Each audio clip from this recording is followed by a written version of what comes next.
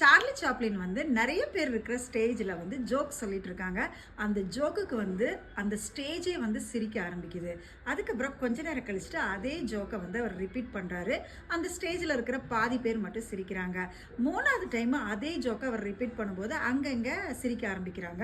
4வது டைமும் அந்த ஜோக்கை சொல்லும்போது ஒருத்தர் கூட சிரிக்கல. பின் ட்ராப் சைலன்ஸாக இருக்குது. உடனே சார்லி சாப்ளின் அங்கே இருக்கிறவங்கள பார்த்து சொன்னாங்களாம், ஒரு ஜோக்கவே நம்ம திரும்ப திரும்ப சொல்லும்போது நீங்கள் யாருமே சிரிக்கல. அப்போ ஒரு பிரச்சனையை நினச்சி நீங்கள் கவலைப்பட்டுட்டு அழுதுகிட்டே இருக்கிறனால என்ன யூஸ் அப்படின்னு சொல்லி கேட்டாங்களாம். அப்போ எல்லாரும் குவைட்டாக இருந்தாங்களாம். ஆமாங்க, நம்ம லைஃப்பில் கூட ஒரு ப்ராப்ளத்துக்காக அதை நினச்சி கவலைப்பட்டு அழுதுகிட்டே இருக்கிறோம். அதனால நம்ம லைஃப்பில் வந்து ஸ்ட்ரெஸ் அண்ட் ஃப்ரஸ்ட்ரேஷன்.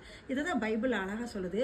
நம்ம கவலைப்படுறதுனால எவன் தன் சரீரத்தில் ஒரு முளத்தை வந்து கூட்ட முடியும். அதனால நம்ம என்ன பண்ணணும் அப்படின்னு சொன்னால், பிலிப்பியரில் சொல்லப்பட்டிருக்கு, நம்மளுக்கு என்னென்ன கவலைகள் இருக்கோ, ப்ராப்ளம் இருக்கோ, அது எல்லாத்தையும் சோத்திரத்துடன் கூடிய விண்ணப்பத்துடன் நம்ம காட் கிட்ட தெரியப்படுத்தணும். அப்படி தெரியப்படுத்தும் போது எல்லா புத்திக்கும் மேலான தேவ சமாதானம் நம்முடைய இருதயத்தை நிறைக்குமா. நம்ம இதை பண்ணிடலாமா, அதை பண்ணிடலாமா, இதனால கவலையை மேற்கொள்ளலாமா அப்படின்னா ஒன்றுமே செய்ய முடியாது.